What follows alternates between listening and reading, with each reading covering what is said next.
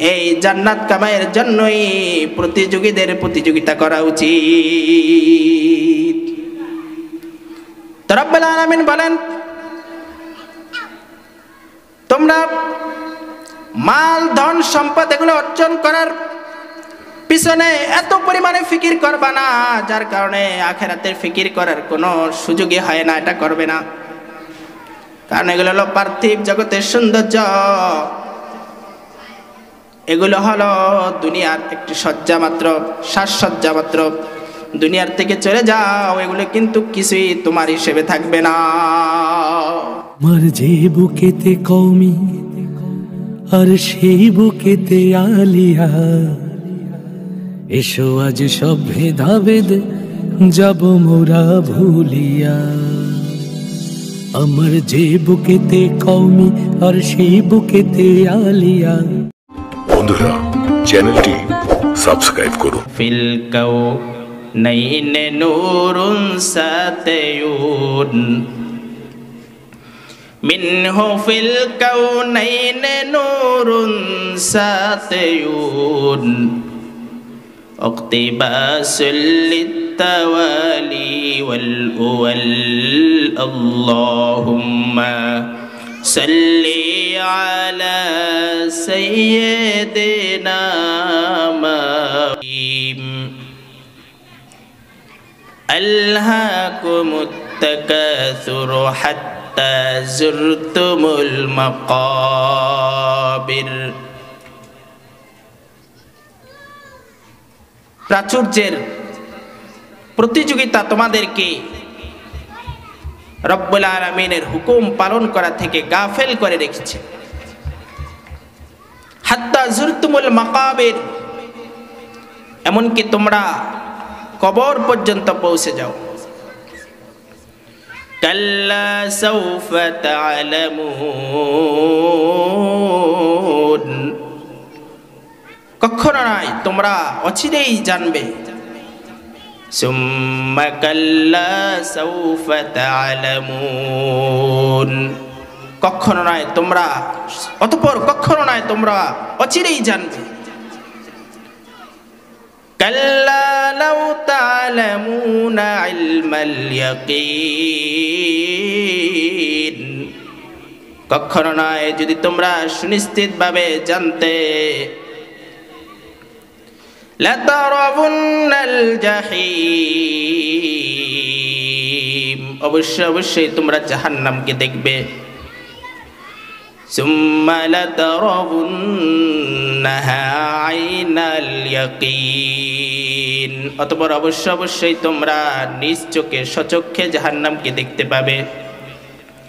সুম্মা লাতুসআলুন্না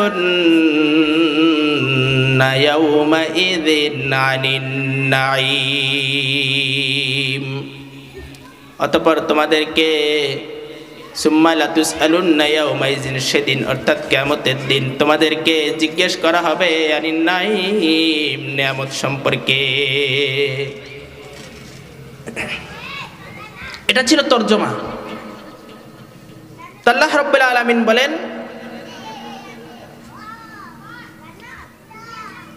প্রাচুর্যের প্রতিযোগিতা তোমাদেরকে পরকাল থেকে গাফেল করে রেখেছে।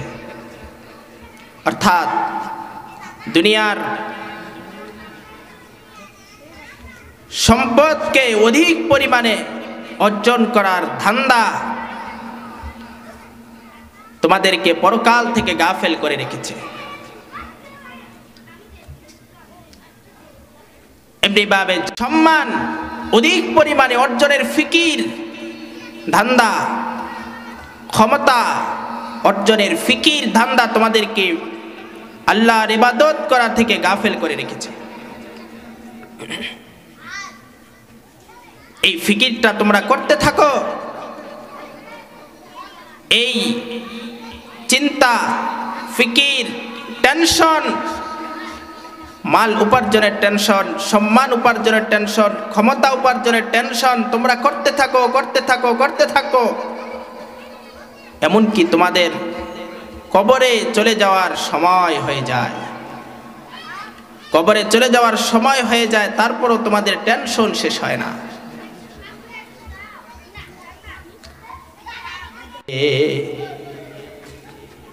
আমার মাল আমার সম্পদ, এই ফিকির, এই টেনশন, আমার কি পরিমাণে মাল অর্জিত হলো, আমার একটা গাড়ি হয়েছে আরেকটা গাড়ি দরকার, আমার একটা বাড়ি হয়েছে আরেকটা বাড়ি দরকার, আমার এক টুকরো জমি হয়েছে, জমির মালিক আমি হয়েছি, আরেক টুকরো জমি আমার কিভাবে মালিকানা আসবে, আমার গ্রামে একটা বাড়ি রয়েছে, আমার শহরে কিভাবে একটা বাড়ি হবে, আমার একটা বাড়ি আছে 5 তলা একটা বাড়ি আছে, আমি 10 তলা একটা বাড়ি কিভাবে বানাবো, এই চিন্তা, এই ফিকির এত পরিমাণে জেহেনের মধ্যে, এত পরিমাণে ফিকির শুধু আসতে থাকে, রব্বুল আলামিনের ইবাদতের জন্য একটু ফিকির করার সময় হয় না। কারো যদি 100 টাকা থাকে, সে চিন্তা করতে থাকে আমার আরো 100 টাকা কিভাবে অর্জিত হবে। কারো যদি 500 টাকা থাকে, সে ফিকির করতে থাকে আমার আরো 500 টাকা কিভাবে অর্জিত হবে। কারো যদি 1 লক্ষ টাকা থাকে, সে চিন্তা করে, ফিকির করে, মেহনত করে, কষ্ট করে আমার আরো 1 লক্ষ টাকা কিভাবে অর্জিত হবে, আমার মালিকানা আসবে। আমার ব্যাংকে 50 লক্ষ টাকা জমা হয়েছে, আমার আরো 50 লক্ষ টাকা কিভাবে জমা হবে। এই চিন্তা, এই ফিকির শুধু মাথার মধ্যে ঘুরতে থাকে মরণ পর্যন্ত, মরণের আগ পর্যন্ত এই চিন্তায় ফিকির করতে থাকে। কিন্তু এতটুকু ফিকির নাই যে আমি একটু পরেই তো দুনিয়ার থেকে চলে যাচ্ছে, মাল সম্পদ সব দুনিয়াতেই তো থেকে যাবে, এই সম্পদ তো আমার সাথে যাবে না। আমার যে কাপড় রয়েছে, দর্জি তো আমার কাপড়ের মধ্যে কোনো পকেট রাখবে না যে পকেটের মধ্যে করে আমি অর্থ নিয়ে যাব।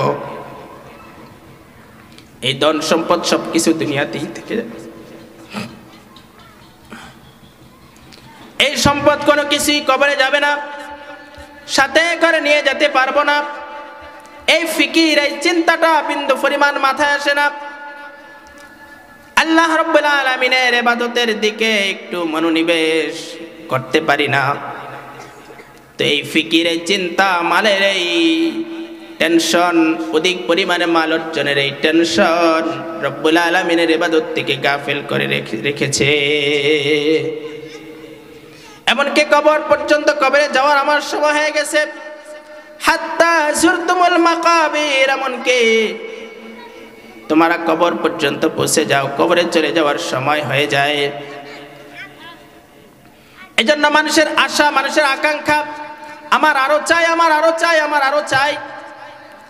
এই আশা, এই আকাঙ্ক্ষা মানুষের শেষ হয় না। এজন্য নবীজি সাল্লাল্লাহু আলাইহি ওয়াসাল্লাম এক হাদিসের মধ্যে বলেন, ওয়া আনাস রাদিয়াল্লাহু তাআলা আনহু قال قال رسول الله صلى الله عليه وسلم يحرم ابن آدم وتبقى منه اثنتان। বনি আদম বৃদ্ধ হয়ে যায়, কিন্তু তার 2টি জিনিস বাকি থেকে যায়। একটা হলো আল হিরসু, লোভ লালসা, ওয়াল আমাল, একটা হলো আশা আকাঙ্ক্ষা। আশা আকাঙ্ক্ষার লোভ শেষ হয় না, আমার আরো চাই, আমার আরো চাই, আমার আরো চাই। এই জন্য এই আশা, এই আকাঙ্ক্ষা, এই ফিকির, এই টেনশনের কারণে পরকালের একটু চিন্তা করার সুযোগ হয় না। আল্লাহ রাব্বুল আলামিনের ইবাদতের দিকে একটু দাবিত হওয়ার কোনো সুযোগ হয় না, চিন্তা মাথায় আসে না। এজন্য রব্বুল আলামিন বলেন, তোমাদেরকে পরকালের এই ফিকির, পরকালের এই চিন্তা থেকে তোমাদেরকে গাফেল করে রেখেছে, আল্লাহর ইবাদত থেকে গাফেল করে রেখেছে এই ধরনের দুনিয়াবি পার্থিব প্রাচুর্যের প্রতিযোগিতার ফিকির। এই তো মানের টেনশন। কিন্তু সম্মান, সম্মান অর্জনের টেনশন, ক্ষমতা অর্জনের টেনশনও মানুষকে আল্লাহর ইবাদত থেকে গাফেল করে রাখে। আমি মেম্বার হয়েছে, টেনশন থাকে আমি কিভাবে চেয়ারম্যান হব,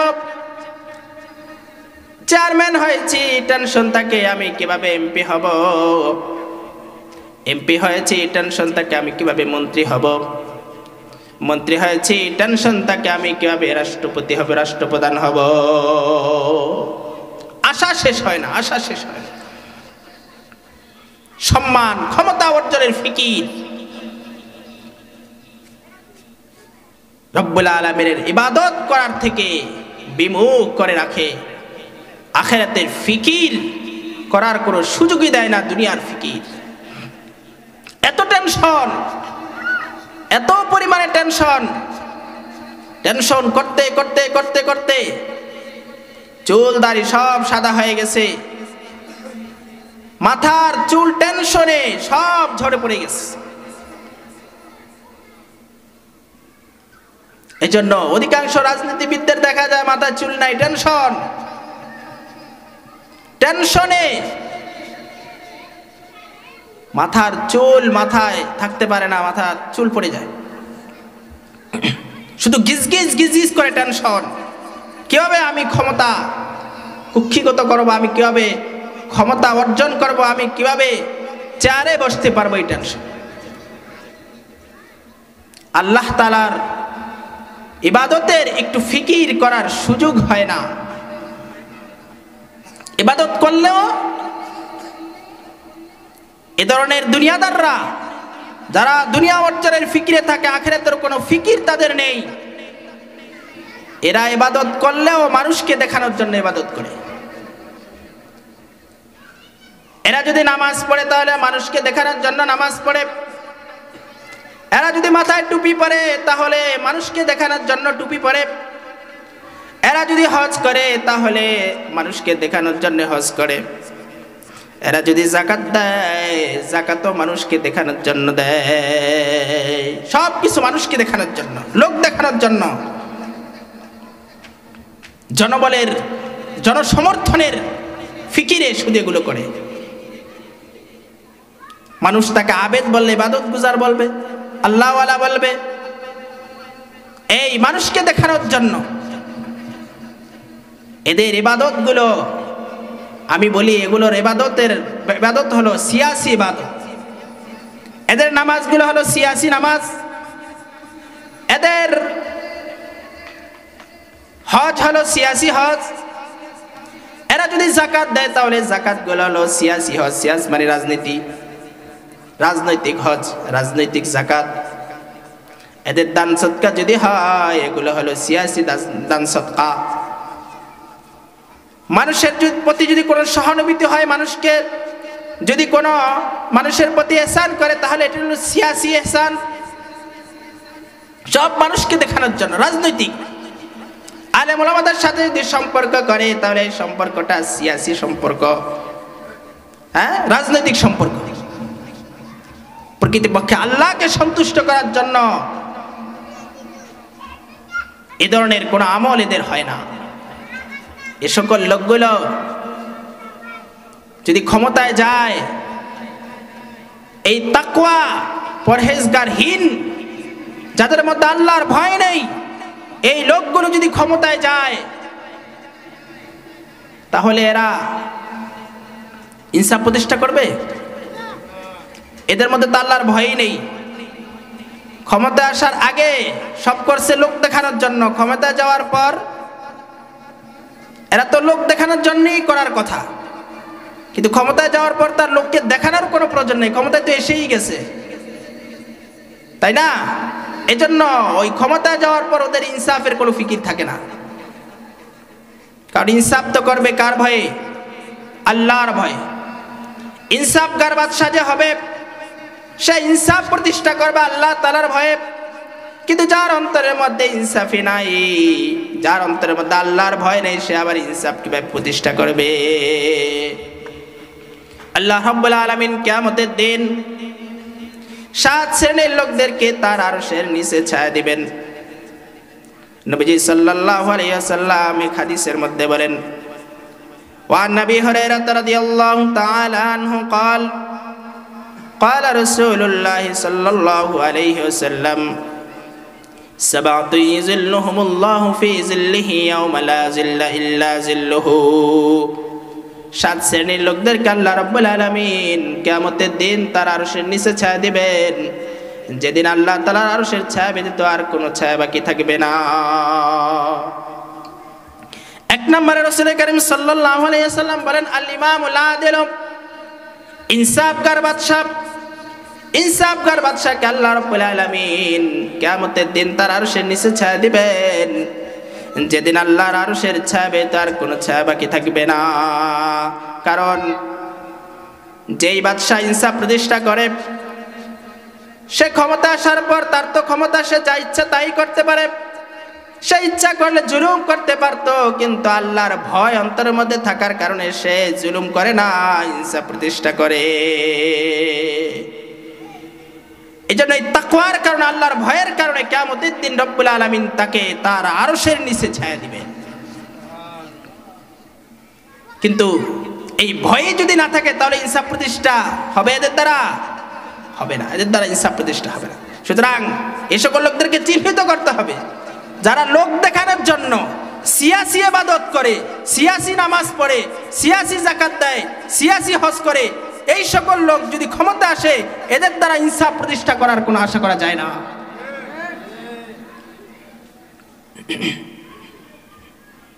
এজন্য এই সকল লোকগুলো সবসময় মাথার মধ্যে ঘুরঘুর ঘুরঘুর করতে থাকে, কিভাবে ক্ষমতায় যাওয়া যায়, কিভাবে চেয়ার দখল করা যায়, এই ফিকির সবসময় মাথার মধ্যে থাকে। ইবাদত করার সুযোগ হয় না, আল্লাহর জন্য কোনো ইবাদত করার সুযোগ হয় না। করে কাদের জন্য? মানুষকে দেখানোর জন্য।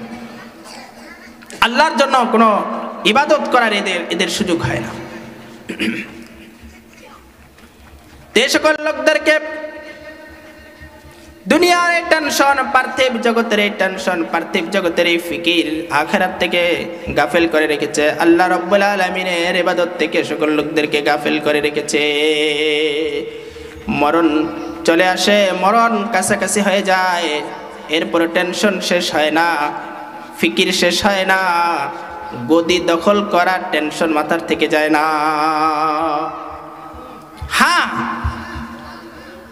ক্ষমতার যাওয়ার উদ্দেশ্য যদি হয় দিনকে প্রতিষ্ঠা করা, দিনকে প্রতিষ্ঠা করার জন্য যদি ফিকির করে, তাহলে তো এই ফিকিরটা দুনিয়ার জন্য না, এটা তো আখিরাতের জন্যই। এই ধরনের ফিকির যেগুলো আখিরাতমুখী হয়, এগুলোতে তো কোনো সমস্যা নেই। যেগুলো ফিকির করে, এমন ফিকির যেই ফিকিরগুলো আল্লাহর ইবাদত থেকে, তোয়াত থেকে, হুকুম থেকে গাফেল করে রাখে, এগুলো গিয়ে সমস্যা। রব্বুল আলামিন এগুলোর থেকে বাঁচার জন্য হুঁশিয়ার করেছেন। কিন্তু দিন কায়েমের জন্য ফিকির, দিনকে প্রতিষ্ঠা করার জন্য যদি ফিকির হয়, তাহলে এটা আখিরাতেরই ফিকির হলো। কি বলেন? এজন্য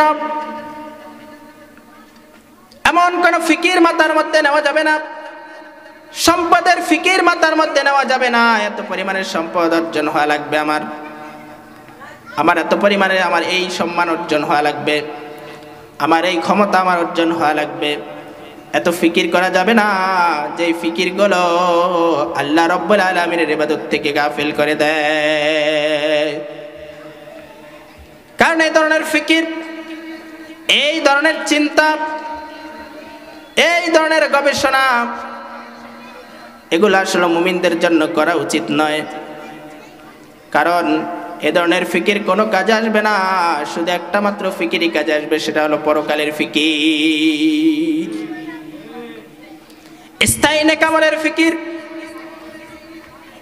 আখিরাতের পরকালের সম্পদ নেকি অর্জনের ফিকির। শুধুমাত্র এই ফিকিরগুলো কাজে আসবে, অন্য কোনো ফিকির কাজে আসবে না। তাই রব্বুল আলামিন বলেন, কাল্লা সাউফা তা'লামুনা সুম্মা কাল্লা সাউফা তা'লামুন। কখনো নয়। অর্থাৎ এ ধরনের ফিকির, এ ধরনের চিন্তা, এ ধরনের গবেষণা, এ ধরনের মাসগালা কখনোই করা উচিত নয়। মুমিনদের এটা করা উচিত নয়। সাউফা তা'লামুন, এগুলো যে আসলে করা উচিত নয় এটা অচিরেই তোমরা জানতে পারবে, বুঝতে পারবে যখন দুনিয়ার থেকে চলে যাওয়ার সময় হয়ে যাবে।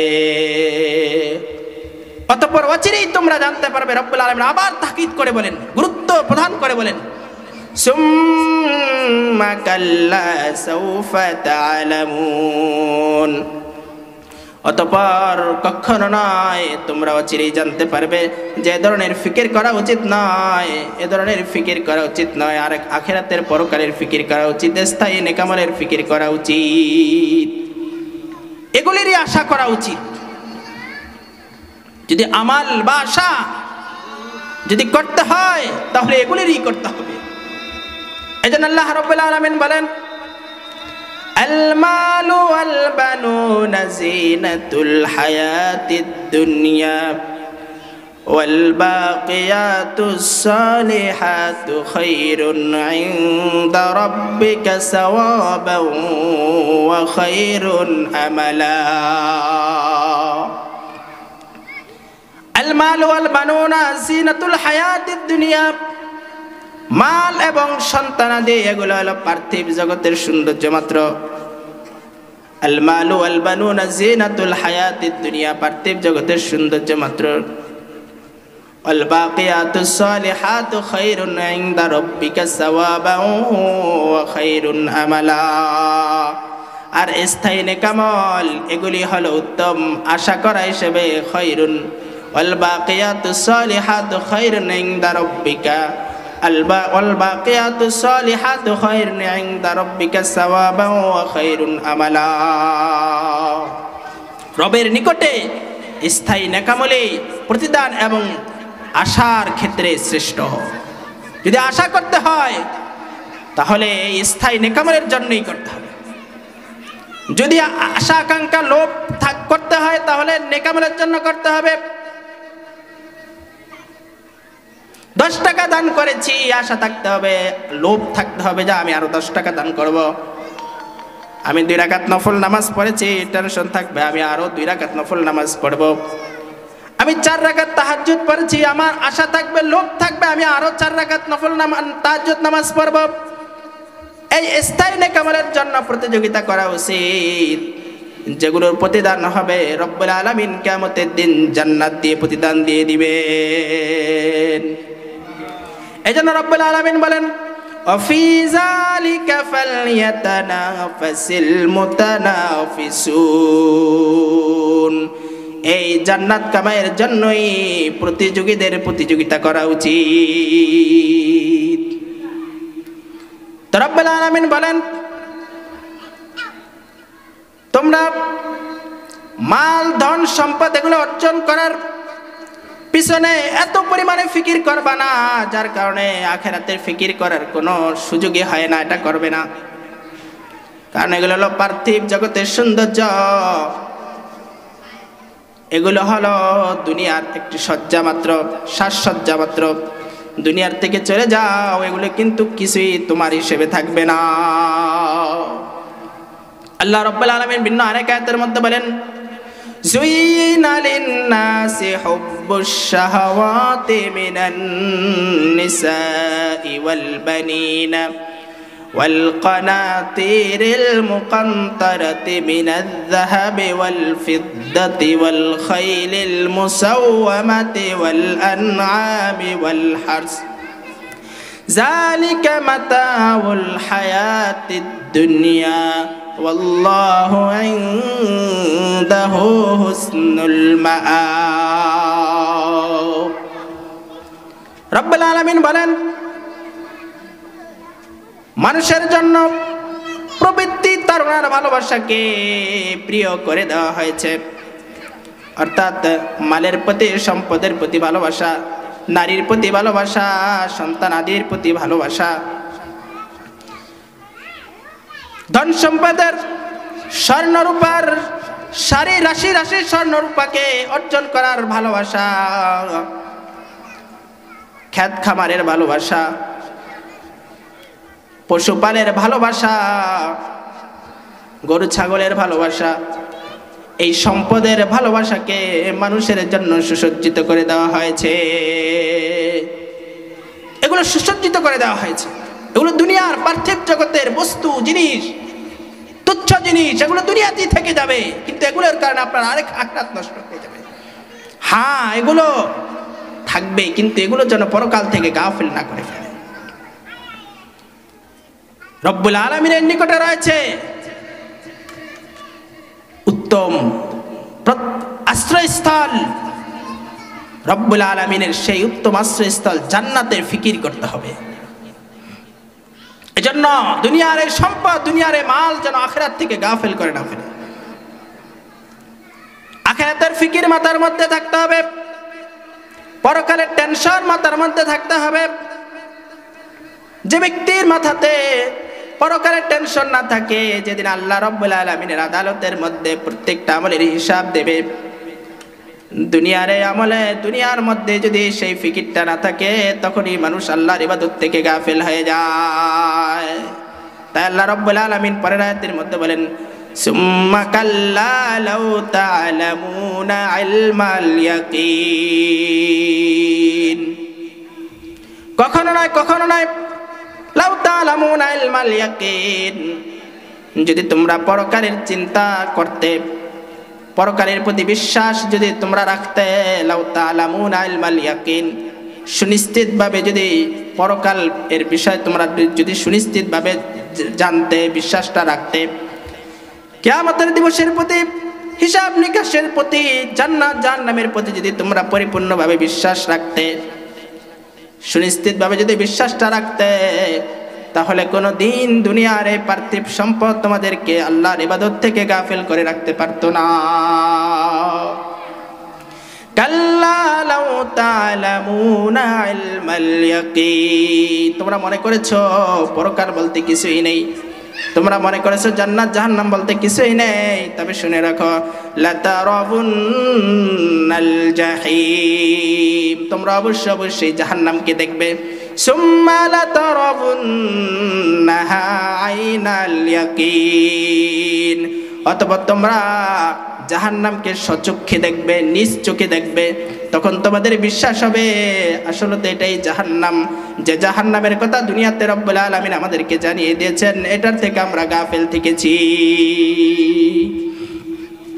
সুম্মা লাতুসআলুন্না ইয়াওমাইযিন আনিন নাঈম, অতঃপর তোমাদেরকে পরকালে যখন উঠবে, রব্বুল আলামিনের আদালতের মধ্যে যখন উঠবে, দুনিয়ার মধ্যে যে সকল নিয়ামত রাজি ভোগ করে করে তোমরা দুনিয়ার মধ্যে বেঁচেছো, আল্লাহর ইবাদত করো নাই, পরকাল থেকে গাফিল থেকেছো, রব্বুল আলামিনের ইবাদত থেকে গাফিল থেকেছো, এই নিয়ামতগুলো সম্পর্কে আল্লাহ রাব্বুল আলামিন তোমাদেরকে জিজ্ঞাসা করবেন। সুম্মা লাতুসআলুন্না ইয়াওমাইযিন আনিন নাঈম, অতঃপর অবশ্যই অবশ্যই তোমাদেরকে রব্বুল আলামিন নিয়ামত সম্পর্কে জিজ্ঞাসা করবেন। আল্লাহ রাব্বুল আলামিন কিয়ামতের দিন সর্বপ্রথম তার আদালতের মধ্যে দাঁড় করিয়ে প্রশ্ন করবেন, জিজ্ঞাসা করবেন। ওয়ান নবী হুরায়রা রাদিয়াল্লাহু তাআলা আনহু قال قال رسول الله صلى الله عليه وسلم أول ما يسأل عنه العبد يوم القيامة يقال له ألم نصحح لك جسمك ونرويك من بالماء। রব্বুল আলামিন তার আদালতের মধ্যে দাঁড় করিয়ে সর্বপ্রথম দুনিয়ার মধ্যে দেয়া নিয়ামত সম্পর্কে জিজ্ঞাসা করবেন। প্রথমে জিজ্ঞেস করবেন, আলাম নুসাহহিল লাকা জিসমাকা, আমি কি তোমাকে দুনিয়ার মধ্যে থাকা অবস্থায় তোমাকে শরীরের সুস্থতা দেইনি? সুস্থতার মতো নিয়ামত কি আমি আল্লাহ তোমাদেরকে দেইনি? অনুরবিকা মিনাল বাইল বারিদি, এবং আমি কি ঠান্ডা পানি দ্বারা তোমাদেরকে পান করাইনি? এই দুটি নিয়ামত সম্পর্কে সর্বপ্রথম রব্বুল আলামিন জিজ্ঞেস করবেন। রব্বুল আলামিন শরীরের সুস্থতা সম্পর্কে জিজ্ঞাসা করবেন। শরীরের সুস্থতা কত বড় নিয়ামত! রব্বুল আলামিন যাকে শরীরের সুস্থতা দিয়েছেন তার জন্য উচিত বেশি বেশি শুকর আদায় করা, রব্বুল আলামিনের ইবাদতের প্রতি ধাবিত হওয়া। কারণ যে ব্যক্তি অসুস্থ তাকে জিজ্ঞেস করো সুস্থতা কত বড় নিয়ামত, সে বলবে যে সুস্থতা আসলে রব্বুল আলামিনের পক্ষ থেকে কত বড় নিয়ামত। এজন্য নবীজি সাল্লাল্লাহু আলাইহি ওয়াসাল্লাম এক হাদিসের মধ্যে বলেন, ওয়ান ইবনে আব্বাস রাদিয়াল্লাহু তাআলা আনহু قال قال رسول الله صلى الله عليه وسلم نعمتان مغبون فيهما كثير من الناس الصحة والفراغ। নবীজি সাল্লাল্লাহু আলাইহি ওয়াসাল্লাম বলেন, দুটি নিয়ামত এমন রয়েছে যে দুটি নিয়ামতের ব্যাপারে অধিকাংশ মানুষই গাফেল। একটা নিয়ামত হলো as-sihhatu সুস্থতা, ওয়াল ফারাগ আর একটা নিয়ামত হলো অবসর সময়। সুস্থতা রব্বুল আলামিনের পক্ষ থেকে অনেক বড় একটি নিয়ামত, অনেক বড় একটি নিয়ামত। এবং অবসর সময়, মানুষ অবসর সময়কে নষ্ট করে দেয়। অবসর সময় পেয়েছো তো ইবাদতের দিকে ঝুঁকো। এমন বহু মানুষ রয়েছে ইবাদত করতে কিন্তু মন চায়, সময় পায় না। বহু মানুষ অনেক আফসোস করে বলে যে আমার দিন রাত সবসময় ডিউটি করতে হয়, আমি একটু ইবাদত করব, একটু নামাজ পড়বো, নামাজটা পড়ার সুযোগ হয় না। রব্বুল আলামিন তাদেরকে সময় দেননি। তোমাকে রব্বুল আলামিন অবসর সময় দিয়েছেন, এই অবসর সময়কে কাজে লাগাও, নষ্ট করো না। অবসর সময়টাকে কাজে লাগিয়ে লাগিয়ে তুমি পরকালকে গঠন করো। রব্বুল আলামিন রাসূল সাল্লাল্লাহু আলাইহি ওয়াসাল্লাম বলেন, এই দুটি নিয়ামত থেকে অধিকাংশ মানুষই গাফেল। as-sihhatu wal farag, সুস্থতা এবং অবসর সময়। এজন্য সুস্থতার নিয়ামত পেয়ে গিয়েছ, শুকরিয়া আদায় করো, রব্বুল আলামিনের ইবাদতের দিকে ঝুঁকো। এজন্য রাসূল করিম সাল্লাল্লাহু আলাইহি ওয়াসাল্লাম এক হাদিসের মধ্যে বলেন, ওয়ান আমর ইবনে মাইমুন আল-আউদি রাদিয়াল্লাহু তাআলা আনহু قال قال رسول الله صلى الله عليه وسلم لرجل وهو يعظه। নবীজি সাল্লাল্লাহু আলাইহি ওয়াসাল্লাম এক ব্যক্তিকে নসিহত করতে গিয়ে বলেন, ইগতানিম খামসান ক্বাবলা খামসিন। ও হে ব্যক্তি, তুমি পাঁচটা জিনিসের আগে পাঁচটা জিনিসকে মূল্যায়ন করো। শাবাবাকা ক্বাবলা হারামিক, তুমি তোমার যৌবনকালকে মূল্যায়ন করো, তুমি তোমার বার্ধক্যকাল আসার আগে যৌবনকাল রব্বুল আলামিনের পক্ষ থেকে দেওয়া এক সজীবতা। বৃদ্ধ লোকদের কাছে একটু জিজ্ঞেস করো যৌবনকালটা কি ছিল, যৌবনকালটা কি ছিল। এক বৃদ্ধ লোক অনেক আফসোস করে বলেন, আলা লাইতা শাবাবু ইয়াউদু ইয়াওমান, আলা লাইতা শাবাবু ইয়াউদু ইয়াওমান ফাউখবিরহু বিমা ফাআলাল মাশিবু। হায় যদি আমার যৌবনকালটা ফিরে আসতো, তাহলে আমি আমার যৌবনকালটাকে সংবাদ দিতাম বার্ধক্যকাল আমার সাথে কিরূপ আচরণ করেছে। এজন্য যৌবনকাল পেয়েছো তো রব্বুল আলামিনের ইবাদতের দিকে ঝুঁকো, বেশি বেশি ইবাদত করো। যে যুবক তার যৌবনকালকে রব্বুল আলামিনের ইবাদতের মধ্যে কাটিয়ে দেবে, আল্লাহ রব্বুল আলামিন কিয়ামতের দিন, যেদিন রব্বুল আলামিনের আরশের ছায়াবে তার কোনো ছায়া বাকি থাকবে না, রব্বুল আলামিন সেদিন সেই যুবককে তার আরশের নিচে ছায়া দিয়ে দিবেন। এজন্য রাসূল করিম সাল্লাল্লাহু আলাইহি ওয়াসাল্লাম বলেন, ওয়াশাবুন নাশা ফি ইবাদাতিল্লাহ, ওই যুবককে রব্বুল আলামিন তার আরশের নিচে ছায়া দিবেন যে যুবক তার যৌবনকালটাকে তার ইবাদতের মধ্যে কাটিয়ে রব্বুল আলামিনের ইবাদতের মধ্যে কাটিয়ে দিয়েছে। তো রাসূল করিম সাল্লাল্লাহু আলাইহি ওয়াসাল্লাম বলেন, ইগতানিম খামসান ক্বাবলা খামসিন, পাঁচটি জিনিসের আগে পাঁচটি জিনিসকে মূল্যায়ন করো। শাবাবাকা ক্বাবলা হারামিক, তুমি তোমার যৌবনকালকে মূল্যায়ন করো বার্ধক্যকাল আসার আগে। ওয়াসিহহাতাকা ক্বাবলা সাকামিক, তুমি তোমার সুস্থতার সময়টাকে তুমি মূল্যায়ন করো তোমার অসুস্থতা আসার আগে। সিহহাতাকা ক্বাবলা সাকামিক, অসুস্থতা আসার আগে সুস্থতাকে মূল্যায়ন করো, সুস্থতাকে কাজে লাগাও। অগিনাকা ক্বাবলা ফাকরিক, এবং তুমি তোমার ধনাঢ্যতাকে তুমি কাজে লাগাও তোমার ফাকারাত আসার আগে, তোমার গরিব হালত আসার আগে। তোমার গরিবতা আসার আগে আগে, অসহায়ত্ব তোমার আসার আগে আগে তুমি তোমার ধনাঢ্যতাকে কাজে লাগাও। কারণ ধনী বানান আল্লাহ তাআলা, সম্পদ দেন আল্লাহ তাআলা, আবার গরিবও বানিয়ে দেন আল্লাহ তাআলা। এজন্য রব্বুল আলামিন চাইলে তোমাকে গরিব বানিয়ে দিতে পারেন। এজন্য তোমার কাছে ধনাঢ্যতা রয়েছে, সম্পদ রয়েছে, মাল রয়েছে, বাস এটাকে আল্লাহর পথে খরচ করে করে তুমি কাজে লাগাও। ফারাগাকা ক্বাবলা শুগলিক, নবীজি সাল্লাল্লাহু আলাইহি ওয়াসাল্লাম বলেন, এবং তুমি তোমার অবসর সময়গুলোকে কাজে লাগাও তোমার ব্যস্ততা আসার আগে আগে। হায়াতাকা ক্বাবলা মাউতিক, এবং তুমি তোমার জীবনটাকে কাজে লাগাও তোমার মৃত্যু আসার আগে আগে। পাঁচটা জিনিসের আগে মূল্যায়ন করতে হবে। সুস্থতা পেয়েছো, তোমার রব্বুল আলামিনের দিকে ঝুঁকে যাও। অবসর সময় পেয়েছো, রব্বুল আলামিনের ইবাদতের দিকে ঝুঁকে যাও। এজন্য রাসূল কারীম সাল্লাল্লাহু আলাইহি ওয়াসাল্লাম ভিন্ন আরেক হাদিসের মধ্যে বলেন, وعن عبيد الله بن محصن الختمي رضي الله تعالى عنه قال قال رسول الله صلى الله عليه وسلم من أصبح آمنا في سربه معافا في جسده عنده قوت يومه فكأنما حيزت له الدنيا। নবীজি সাল্লাল্লাহু আলাইহি ওয়াসাল্লাম বলেন, যে ব্যক্তি তার পরিবার বর্গকে নিয়ে নিরাপদে রয়েছে, কোনো ভয়ভীতি নেই, শত্রুর পক্ষ থেকে আক্রমণের কোনো আশঙ্কা নেই, পরিবারকে নিয়ে নিরাপদে রয়েছে।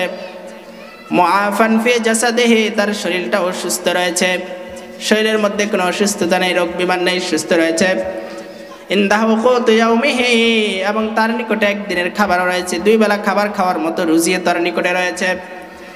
রাসূল সাল্লাল্লাহু আলাইহি ওয়াসাল্লাম বলেন, ফাকান্নামা হিজাত লাহুদ দুনিয়া, তাহলে এই ব্যক্তিকে যেন দুনিয়ার সব নিয়ামত দ্বারা রব্বুল আলামিন ভরে দিয়েছেন।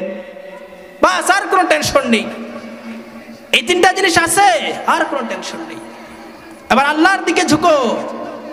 দুনিয়ার ধন সম্পদ এর বিশাল স্তূপ অর্জন করার জন্য তুমি উঠে পড়ে লাগবে, একদম হাঁটুর উপরে ভর দিয়ে তোমার এই সম্পদ অর্জন করতে হবে, দুনিয়ার যশ খ্যাতি অর্জন করার জন্য লিপ্ত হতে হবে।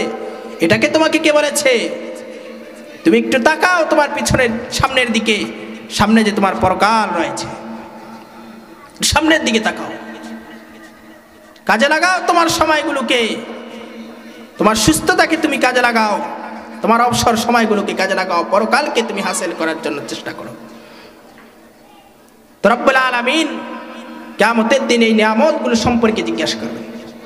তাই রব্বুল আলামিন বলেন, সুম্মা লাতুসআলুন্না ইয়াওমাইযিন আনিন নাঈম, অতঃপর তোমাদেরকে রব্বুল আলামিনের পক্ষ থেকে দেয়া নিয়ামত সম্পর্কে তোমাদের কাছ থেকে জিজ্ঞাসা করা হবে। এজন্য এক হাদিসের মধ্যে এসেছে, কিয়ামতের দিন আল্লাহ রব্বুল আলামিন 5টা প্রশ্ন করবেন। বান্দারা যতক্ষণ পর্যন্ত এই 5টা প্রশ্নের সঠিক উত্তর না দিবে, এক চুল পরিমাণ সামনে অগ্রসর হওয়ার কোনো সুযোগ থাকবে না। রাসূল সাল্লাল্লাহু আলাইহি ওয়াসাল্লাম বলেন, ওয়ান ইবনে মাসউদ রাদিয়াল্লাহু তাআলা আনহু قال قال رسول الله صلى الله عليه وسلم لا تزول قدم ابن آدم حتى يسأل عن 5। বনি আদমের পা ও রব্বুল আলামিনের কাঠগড়া থেকে এক চুল পরিমাণ সামনে অগ্রসর করতে পারবে না, এক চুল পরিমাণ পা সামনে অগ্রসর হবে না, হাত্তা ইউসআল আন 5, যতক্ষণ পর্যন্ত তাকে 5টা প্রশ্ন না করা হবে। আন উমরিহি ফিমা আফনাহু, আল্লাহ রব্বুল আলামিন দুনিয়ার মধ্যে যেই জিন্দেগি দিয়েছেন, যেই সময় দিয়েছেন, 50 বছর, 60 বছর, 70 বছর যে হায়াতটা দিয়েছেন, রব্বুল আলামিন সর্বপ্রথম এই হায়াত সম্পর্কে জিজ্ঞাসা করবেন, তুমি তোমার হায়াতকে কোন কাজে ব্যয় করেছো? আল্লাহ রব্বুল আলামিনের হুকুমের মধ্যে দিয়ে ব্যয় করেছো নাকি তার নাফরমানি করে ব্যয় করেছো? যতক্ষণ পর্যন্ত এই প্রশ্নটার সঠিক উত্তর না দিবেন, এক চুল পরিমাণ সামনে অগ্রসর হওয়ার কোনো সুযোগ থাকবে না। আমরা একটু চিন্তা করি, আমার হায়াতের সূর্য ডুবি ডুবি ভাব, আমার চুলদারি সাদা হয়ে গেছে, দুনিয়ার থেকে চলে যাওয়ার সময় হয়ে গেছে, আমার জিন্দেগিটাকে আমি একটু পিছনের দিকে একটু তাকাই, আমি আল্লাহ রাব্বুল আলামিনের কাছে আমি এর জবাব দিতে পারবো কিনা। একটু ফিকির করি, একটু চিন্তা করি। রাত্রিবেলা যখন গিয়ে শুইব, মাথাটাকে বালিশের উপরে রেখে একটু চিন্তা করি, আমি রব্বুল আলামিনের প্রশ্নের উত্তরটা দিতে পারবো কিনা।